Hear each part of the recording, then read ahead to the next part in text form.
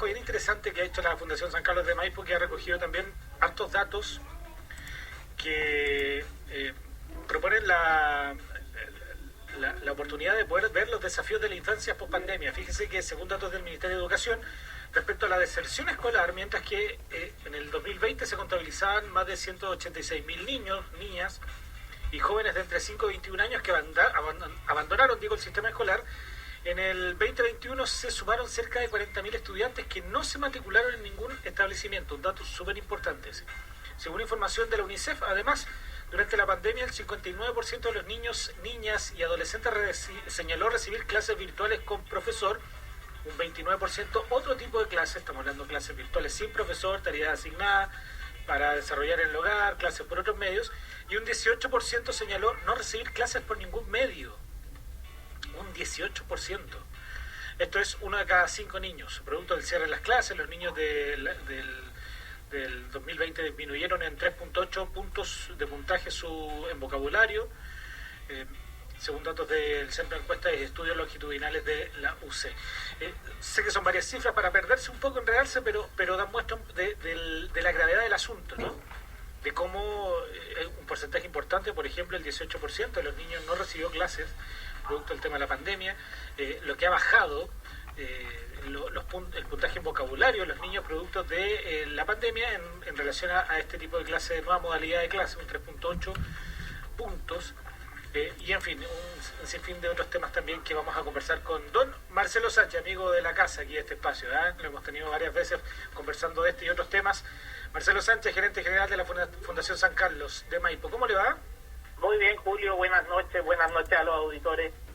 Oiga, Marcelo, bueno, preocupante, estas cifras que estábamos ahí entregando, sobre todo de la, no sé si llamarlo involución todavía, pero sí al menos es preocupante de la baja en conocimientos o en lo que significa el sistema educacional para los niños, producto también de la pandemia. O sea, de todas maneras, pero piensa también lo que significa para un país, que si uno le mete cifra a esto y hace un análisis, como le gusta a los economistas, de valor presente, de traer qué es lo que va a significar esto para el país, y tú miras, por ejemplo, la cantidad de niños que hoy día está en exclusión escolar, estamos hablando de 6,4 puntos del Producto Interno Bruto, y si tú además le adicionas la pérdida del 3,8 puntos en aprendizaje en materia verbal, por ejemplo, para los niños preescolares, eso se va a traducir en otro punto del Producto Interno Bruto. Entonces, cuando uno dice, bueno, acá invertir en infancia realmente tiene sentido, porque ya estaba hablando que en solo 2 de estos efectos que tú has mencionado tenemos prácticamente un 7% del Producto Interno Bruto. Bueno, es rentable para el Estado, es rentable invertir en retención escolar, es rentable invertir en evitar la exclusión escolar, etcétera. Nosotros al observar cuáles han sido estos efectos transversales hemos distinguido 5 grandes efectos que se repiten en los distintos estados de desarrollo del niño, porque cuando uno habla de la infancia tiene que hablar de manera diferenciada, no es lo mismo lo que le pasa a los preescolares que lo que le pasa a los adolescentes, ¿cachai? O sea, cuando hablamos de preescolares, por ejemplo, está el desarrollo cognitivo, está el desarrollo de las habilidades socioemocionales. Cuando hablamos del adolescente está la necesidad de diferenciarse, de ser independiente, etcétera.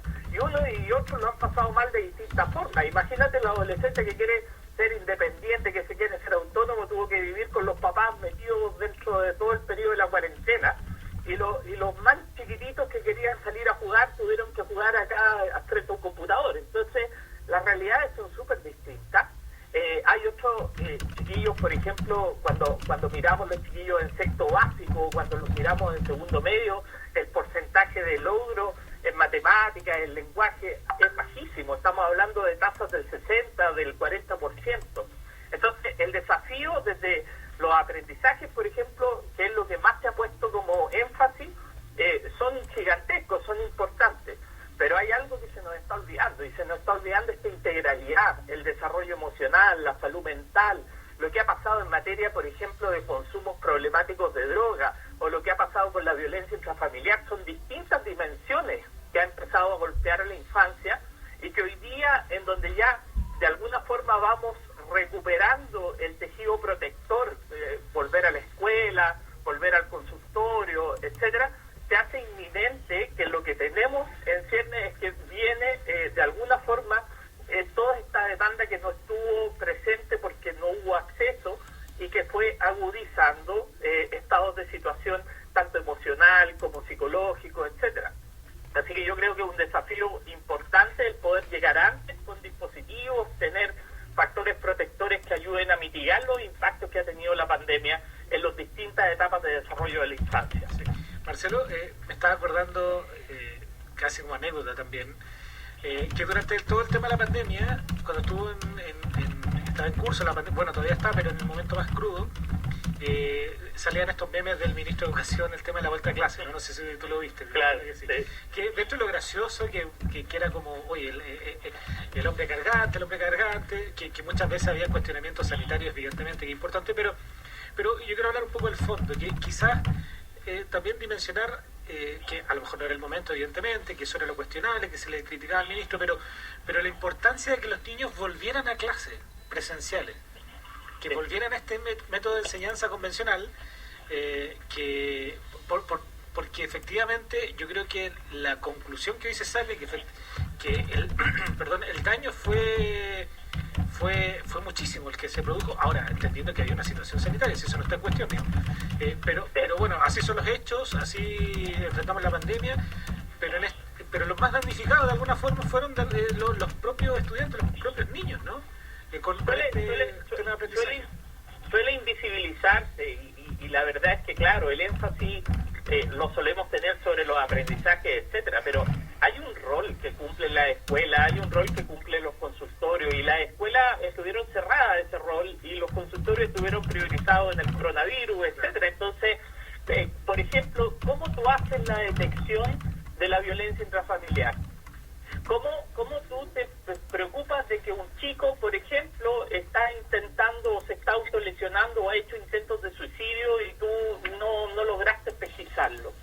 ¿Cómo te preocupaste en una situación de abuso sexual, por ejemplo? ¿Quién dio la alerta? ¿Quién dio la alarma?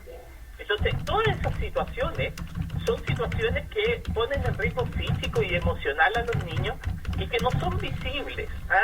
Nos quedamos solamente con la idea del desempeño académico, nos quedamos solamente con la idea de que los chiquillos les va a ir más mal en matemáticas, en lenguaje, y es cierto, y es tremendamente complicado y es tremendamente dañino para su desarrollo. Pero también, y tanto o más importante, es la salud mental. Fíjate que en nuestro país tiene una de las peores salud mental para niños menores de 6 años. Dentro de 24 países que se analizaron, nosotros duplicamos los niveles de depresión y de ansiedad. Por ejemplo, las conductas externalizantes como la agresividad, la hiperactividad está presente en 1 de cada 4 niños. Y cuando se hizo el análisis de la pandemia, el informe de la IPSO nos sitúa en el segundo país que más se deterioró su salud mental después de Turquía. Y nosotros con un deterioro de un 56%. En un país donde cada 2 días se suicida un niño, que hayan aumentado los intentos de suicidio es terrible. Piensa que hace pocos días la Posta Central dio a conocer que aumentaron en 50% los intentos de suicidio. Y la mitad de esos intentos de suicidio estaban directamente relacionados con consumos problemáticos de droga y alcohol.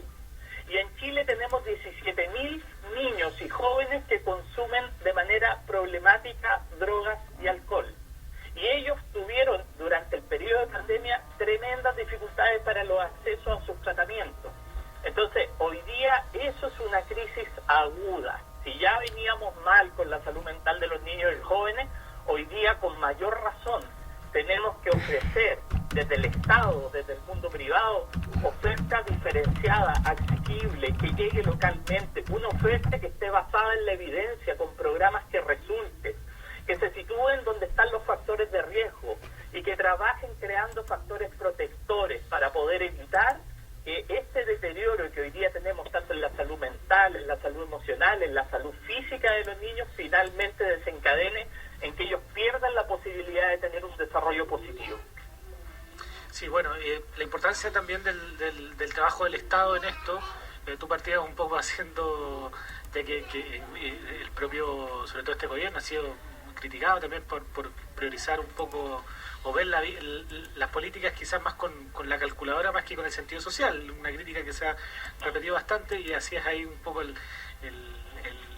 esta comparación, y voy entendiendo que a los economistas les gusta tanto el tema de los números, así es ahí una radiografía de lo importante que sería priorizar ciertas cosas en materia política pública, en materia educacional, que beneficiaría harto al país. ¿Cuán comprometido crees tú está el Estado hoy con este tipo de tema, digamos, de importancia? Yo creo que efectivamente puede haber una voluntad importante de llevar adelante una nueva institucionalidad. Lo hemos visto, se está discutiendo la ley de garantía. La ley de garantía se supone que va a tener una expresión territorial, mucho más local, con una oferta especializada a nivel local. Pero cuando tú miras el conjunto de la oferta pública en materia de programas de infancia, 7 de cada 10 programas son programas que no resultan, que han sido mal evaluados por la IPRE. Y seguimos operando con los mismos programas bajo la inercia pública de todos los años y no los cambiamos.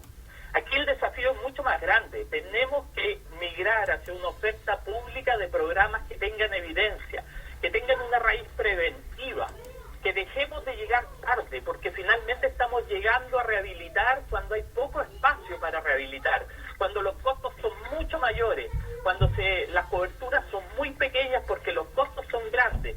Debemos cambiar la lógica y llevar la inversión hacia la prevención social. Debemos construir una agenda larga y para eso hay que cambiar la oferta, hay que cambiar esos programas que no funcionan en el Estado. Y ahí es donde realmente se va a ver cuál es la vocación del Estado y cómo logra el Estado dejar de hacer invisible a los niños. Si realmente estamos dispuestos a cambiar esa oferta por programas que resultan, si tenemos modelos y sistemas que se consolidan, fíjate que un buen intento que está haciendo hoy día el gobierno es impulsar el Elige Vivir Sin Drogas. El Elige Vivir Sin Drogas es un modelo que se basa en el modelo del Planet Youth de Islandia, que ha dado resultados pero para que funcione necesita cobertura, necesita musculatura, necesita programas con evidencia, con estrategia en los territorios. Y eso es lo que tenemos que promover, que se invierta realmente en prevención social y que finalmente dejemos de llegar tarde. Bueno, un desafío que queda ahí entonces para el propio Estado, para resarcir un poco, ¿no?, estas magras cifras que entregamos al inicio de esta entrevista y que son, por supuesto, que son muy, muy preocupantes porque además afectan a una población que es principalmente los niños, ¿no? Y eso evidentemente requiere una atención mayor, una atención un poco más específica y más importante y más dedicada, ¿no?, sobre todo para lo que es el futuro de nuestros niños. Marcelo Sánchez, gerente general de la Fundación San Carlos de Maipo, en conversación con nosotros a esta hora en Bio Bio la radio. Muchas gracias, Marcelo, como siempre. Muchas gracias, Julio, un abrazo a todos y muchas gracias a los auditores por estar interesados en este tema. Que estén muy bien. Chao. Adiós. Chao.